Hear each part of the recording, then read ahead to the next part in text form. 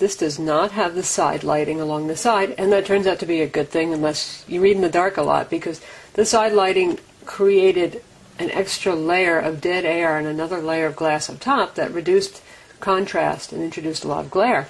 Now this one still isn't quite as sharp as the Sony PRS 505, but we'll take a look at that. Now it still isn't as sharp as the PRS 505, the old Sony reader, but it's got a lot better contrast, certainly, than the previous PRS 700, and I think it's very usable. We'll compare those more in detail later. First, let's take a look at the device. It's got a big touch screen here, so if you want to do something, you just tap on it, and it's very responsive.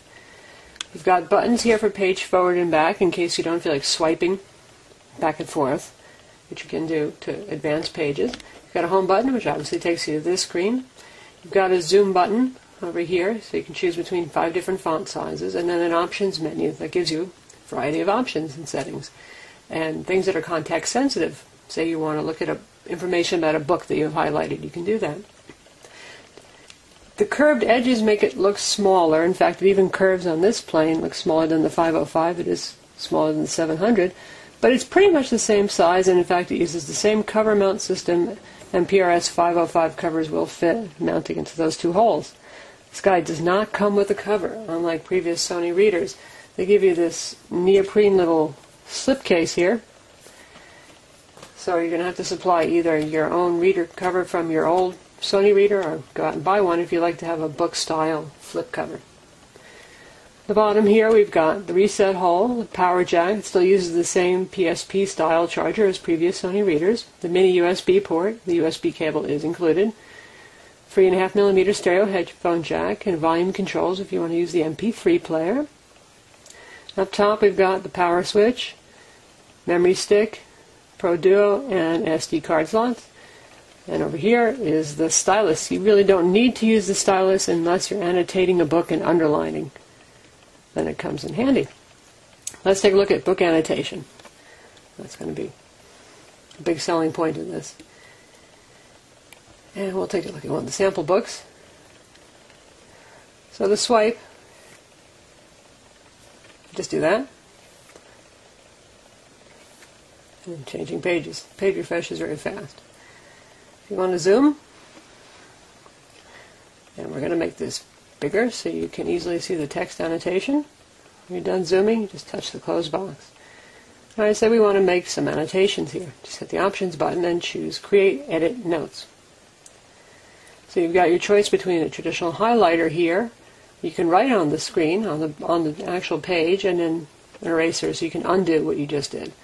So bear with me, I'm left-handed. I may block the screen as I do this, but say I think that this is really important. Just underline it, and then I can make notes.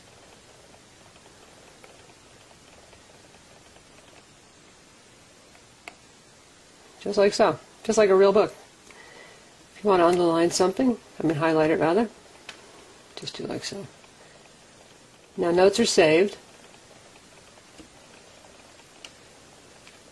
in their own repository, and Sony says that with the new desktop software you'll actually be able to sync your notes, which is very useful. Here are notes that I've created. And if you tap on it, it takes you to that page in the book with the annotations intact. There's also a drawing program. This is another case when you'll probably want to use the stylus. It's very simple. You can either draw or erase. It's a grayscale screen, so you have just black to deal with.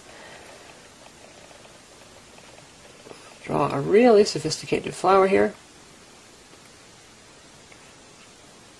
And if you want to save it, you just hit done. If you don't want to save it, just hit the close box and it'll prompt you as to whether or not. Now let's take a look at a few things that don't require this stylus. We'll go back to our Stephen King book in German. So you want to search. Something that's not too easy to do on the PRS 505 actually. You just got an on-screen keyboard right here. And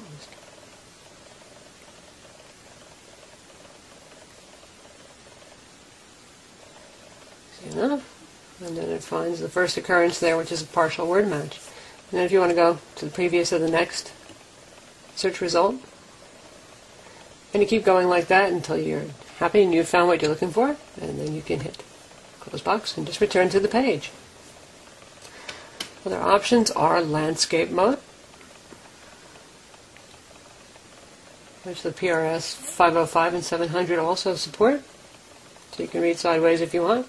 This is the only orientation. It doesn't go all four ways. It's either this way or this way.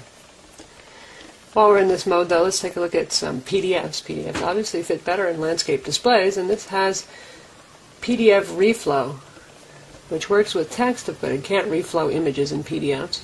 Take a look at a manual. It has a lot of graphics. See how that does.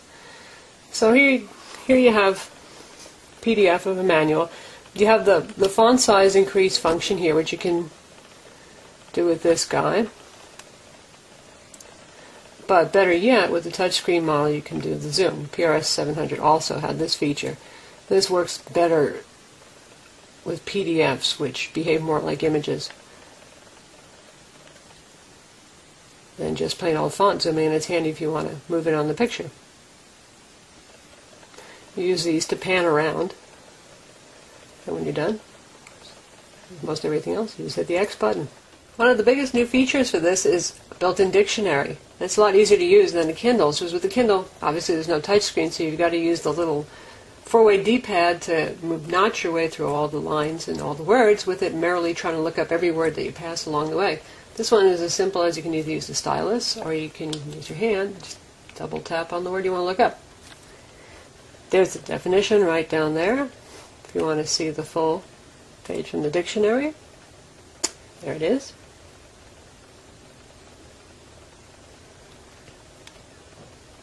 If you want to look up something else, tap on the keyboard and you can pick a word to look up. And let's activate that again. If you want to search for the word, tap on that and it's going to find every occurrence of that word in the book. You can page forward to the previous matching search results, page back, and when you're done, just close that. And you can also highlight a word once you've opened it up in the dictionary. Take a look at it. Now let's compare this to the Sony PRS 505, which is kind of the gold standard of ebook readers with e-ink screens. It's got the sharpest, probably most contrast